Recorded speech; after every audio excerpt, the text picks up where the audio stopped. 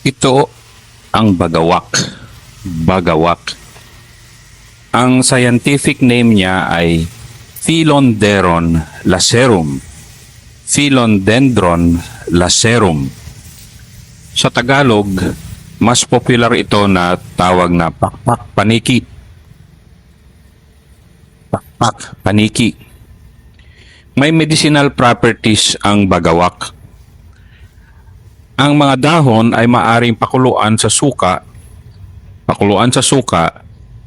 at ilapat sa balat ng magdamag upang gamutin ang muscular strains at pananakit ng likod. Ang mga dahon na may langis ay maaari ding ilapat sa tiyan upang gamutin ang utot at pananakit ng tiyan. Ang dahon ng bagawak ay maaari ding gamitin bilang lunas sa mga sugat sa braso. Sugat sa braso. Karamihan sa karaniwang kilala bilang isang halamang ornamental ang bagawak.